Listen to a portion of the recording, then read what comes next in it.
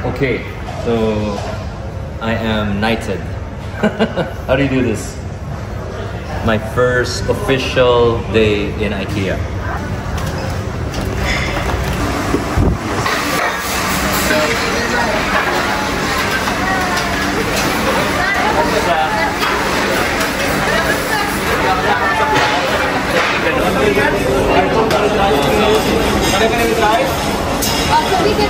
Guys, kumusta?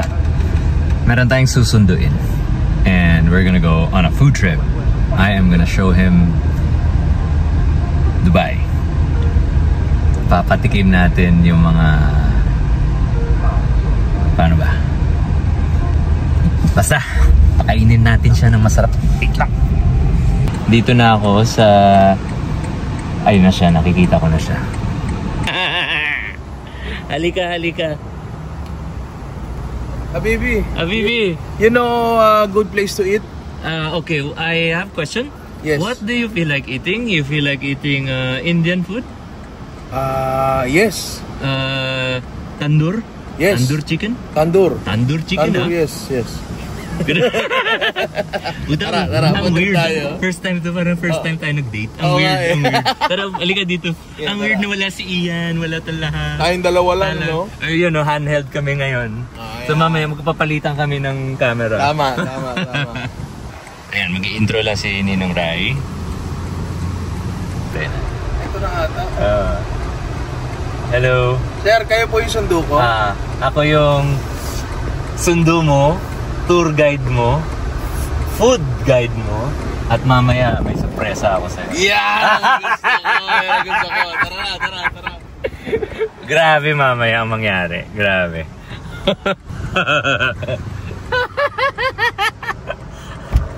Bro, Yun. lahat guys sa mga followers ni Ninong Rai, sorry hindi ko ma-disclose kung saan siya kasi lahat kayo nagtatanong kung saan si Ninong Rai. Minsan lang nga makabakasyon si Ninong Rai.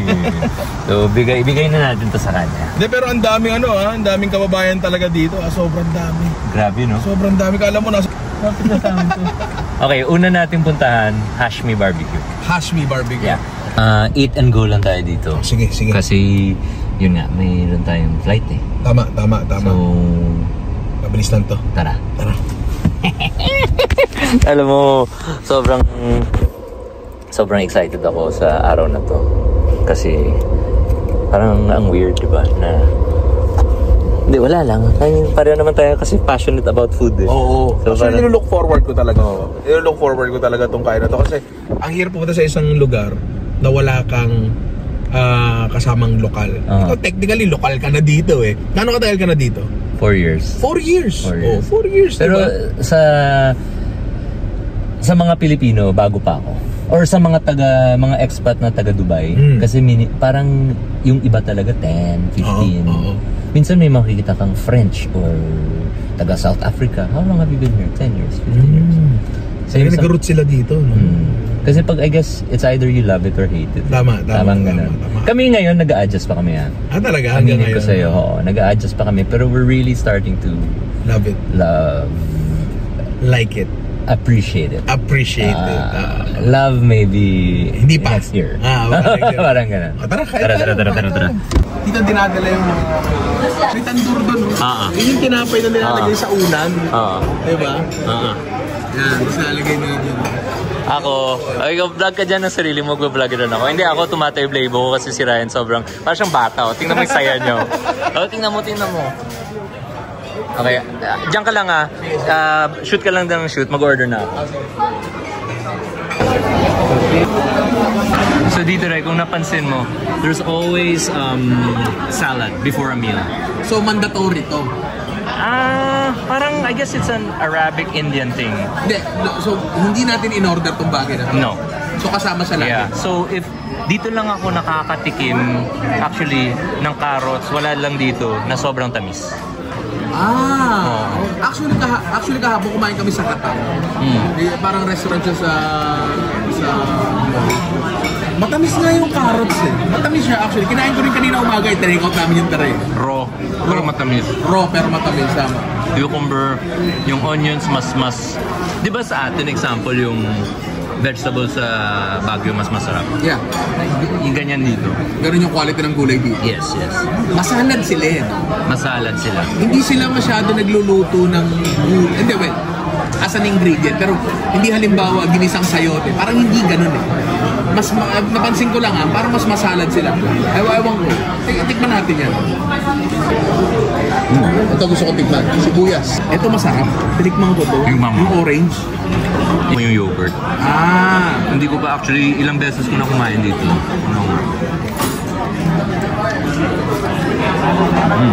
No. Mangang siya. Sharp siya.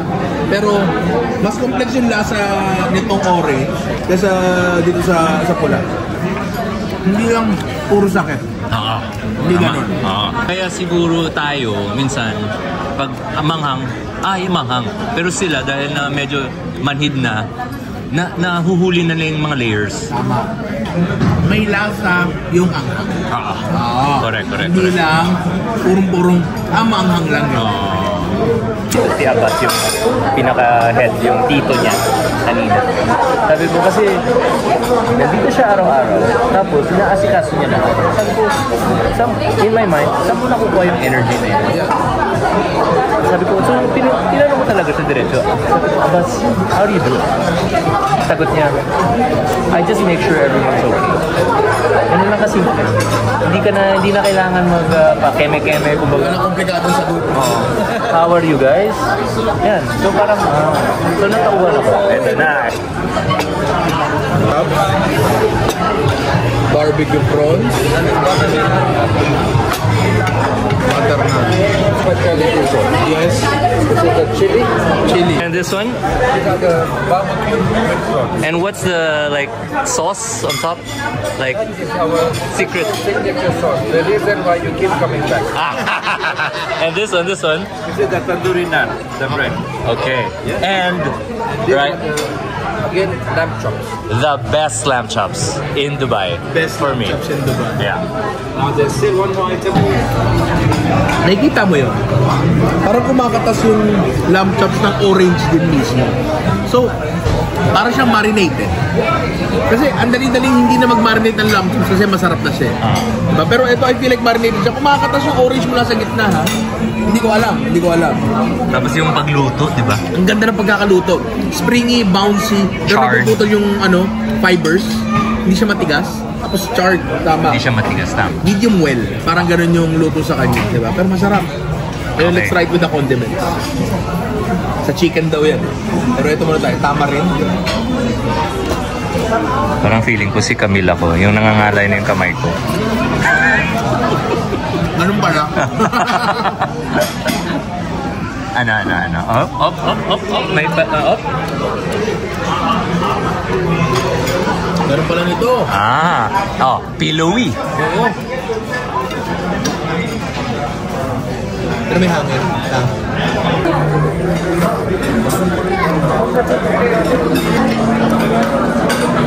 Gulay. Yes. Habol.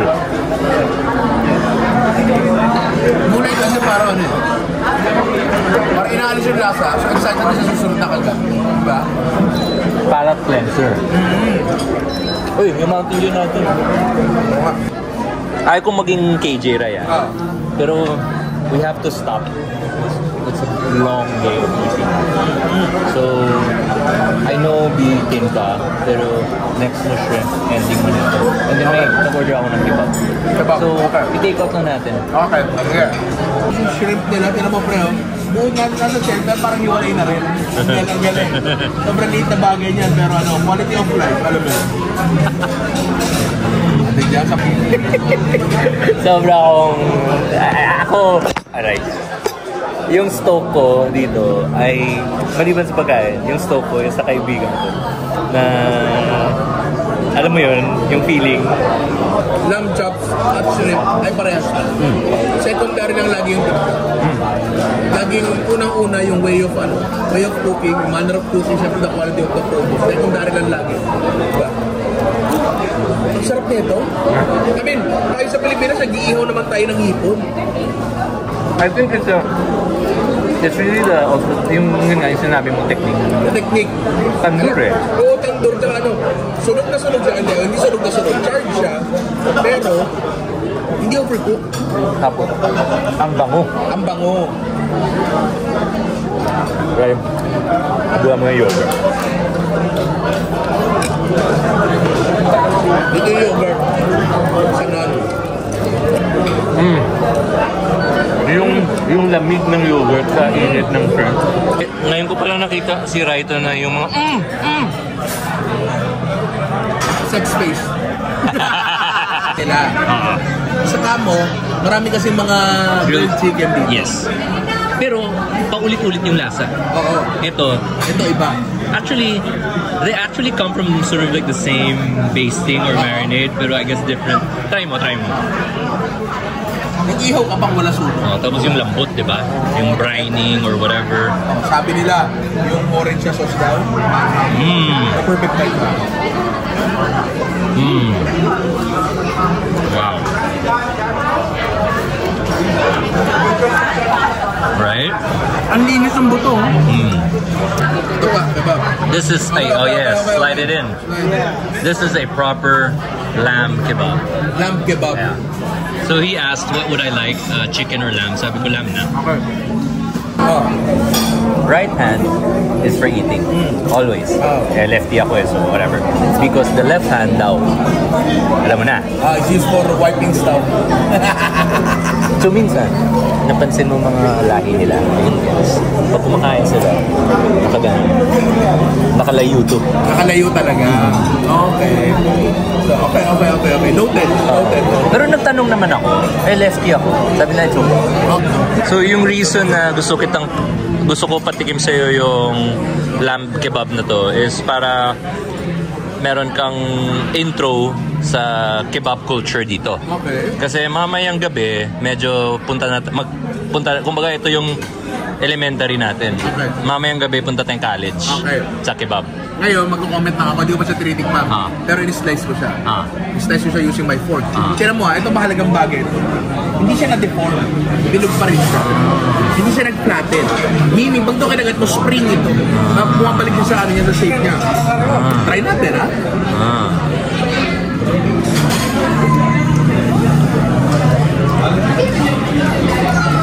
Develop yung protina niya. Meaning, ano siya marami kasing gata-gata. Para makuha mo tong bagay na to, pwede ka maglagay ng mga additives. Pero mostly, lalagyan mo ng salt, ganyan, china-chop-chop mo lang, china-chop-chop. Para yung protina niya, basically ay ma-liquefy. At kapag naluin siya, ibabay niya yung sarili niya. Ano ba ang isa pang liquefied protein? No. Basically, yung sariling oras ng karne, ang nag-act as itlog para i-bind yung sarili niya. Kuhang-kuha dito. Diba? Lahat ito naintindihan ko, pero i-review ko na lang yung video na to. Hindi, seryoso. Okay.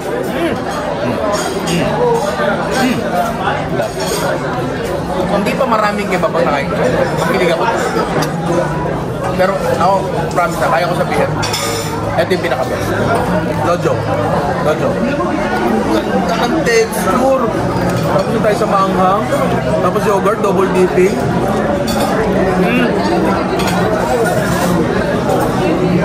Wow. Yeah, wow. No joke. Wow. Hindi ko masabi. Yogurt. Hindi. Tingnan natin na. Kasi usually, hindi naman totally marination ang papasok sa karne. Usually, yung kulay na filter. Usually, salt and flavor lang yung papasok. Yogurt. Usually, Itong gusto kong actually tanongin sa'yo. Bakit siya ganun, yung moisture niya? Hindi siya brining moisture eh. Okay. Maasin yung karne. Which definitely means brine siya sa something na maasin. Ano ba ang maasin? Yogurt. Pero, pag trip mo yung asin niya, medyo fruity eh.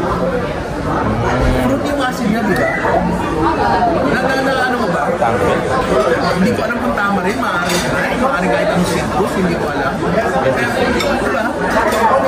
I think we have to research. And then we'll find our answer. Pero kasi, kahit nakuha natin yung marination, kung hindi tayo simple na mag-ihaw, hindi mo rin makakuha. Hindi yan isang bagay. Napakaraming bagay ka na nagtambutan para magawa doon. Okay, ang tanong ko sa'yo ngayon, bakit, kahit pareho-pareho yung mga lasa niya, bakit tayo nag-i-enjoy? Sa itself. Well, una sa lahat, yung protina, halimbawa, eto, kahit sabihin mong same spices lang yung nilagay nila dito, it's still gonna be different. Kasi iba yung lasa ng protina. Pero bukod doon, pinakamas malaking factor, I believe, is the texture. Naniniwala ako doon. For example, this one, pasok sa kanya yung lasa. So, ang lasa niya, labas hanggang loob, parehas. Kasi means sweet product to eh. So, integrated. This one, hindi. Makapal na karne to. Manok yan. May papasok na lasa sa kanya, pero hindi lahat. Karamihan ng spices may iwan lang sa labas, pero yung asim, yung alat, papasok sa loob. Pag kinain mo siya, ibang experience pa rin yun, di ba?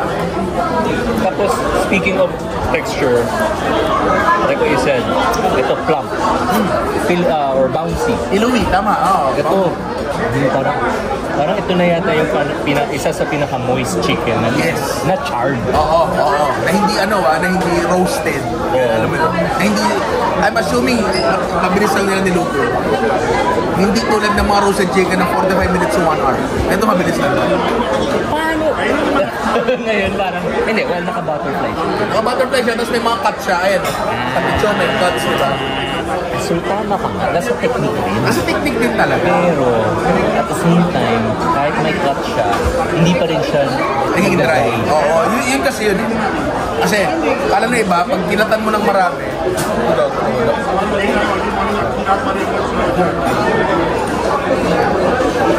yun kasi yun eh. Akala kasi na iba, kapag kinat mo ng marami, mas mabilis luluto. Well, technically, yes. Sabi ko sa may-ari, sabi ko, I have to stop my friend eating. So, give us some ice cream. Kasi tinignan ko yung oras. May flight pa tayo eh. Tama. So give me some ice cream and take away. Yeah, take away. Brother, you're very tired today. You're very tired today. No? Lots of people. Yeah, but still going, pushing it. Yeah. Monday, tomorrow, day off.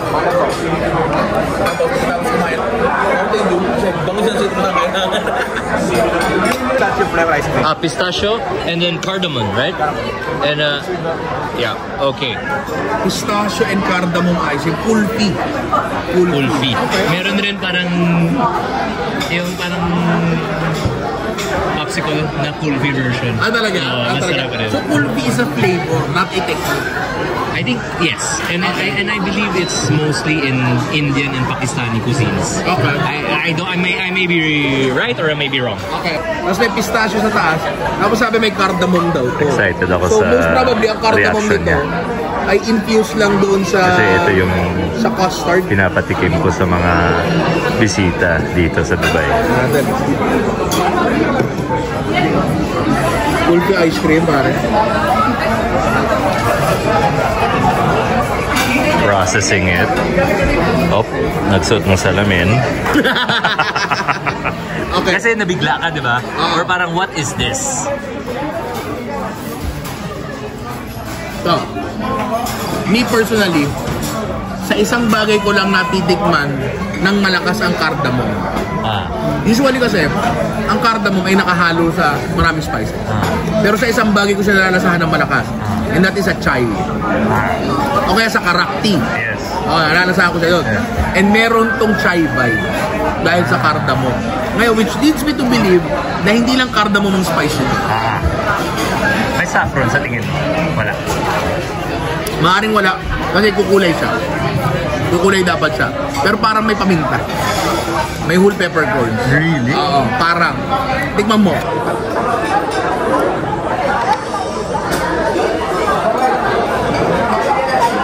It feels like may condensed milk. Malamang. Yung lapot niya.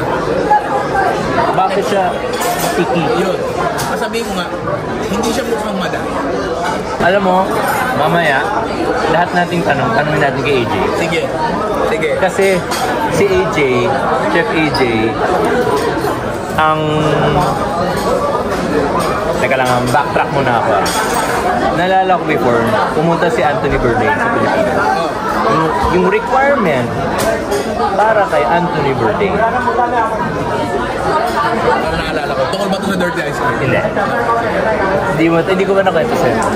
Yung requirement para kay Anthony Bourdain is you have to be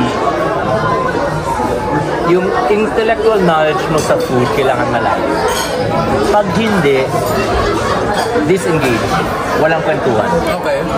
So, when you came, nung pumunta ka sa Kuya at nabalo yung mga chefs namin at yung iba na nag-note taking na ito yung hindi na namin sinut to kasi it was such a special moment and ayaw niya umalis ng kusina and pinuntahan ko si Belle, sabi ko Belle ayaw na umalis. Ang sagot ni Belle, hayaan mo, nag-i-enjoy yan. Para siyang professor. Totoo, promise Ray, tumatay yung label ko, para siyang professor tapos maliban na starstruck mga kusinero namin at parang para silang nakakita ng Diyos. Kasi siyempre sa mga kusinero kapong kusinero. Bro, parang nanganga na lang sila. So, then to the point na, ito ikwento ko talaga sa inyo. To the point na nagsabi ako kay Ryan, Ray, mauna na ako Nauna pa siya umalis sa sarili niyang restaurant kesa sa akin. Kaya, tinawagan ko si Chef AJ. Kasi gusto ko si Ray, may kasparing kami. Kaya totoo lang sa buhay ko, hindi rin naman ganun ka ano eh. Hindi rin naman ganun karami yung nakakausap ko na malalim ko sa Kaya minsan parang ang saya na makahanap ka. Like ako ngayon, parang shit. Ayo, di ba? Hindi naman tayo araw-araw nagkikita. At saka maliban ko sa vlog I mean, pag naka-off ko, nagkukwentuhan pa rin kami tungkol sa pagkain. At mga iba pa. Iba pa. Pero mostly pagkain. Namin sa inyo. Chris, anong gagawin namin? Nako, sasakay kayo ng helicopter. Saan kami pupunta? Makikita niyo yung Dubai from above. You will see Mount Jumeirah, Arab. Akala ko pwede capture lang. Burj Khalifa. Helicopter. From area. Excited ka na? Oo, sasakay ng helicopter. Or kinakabahan?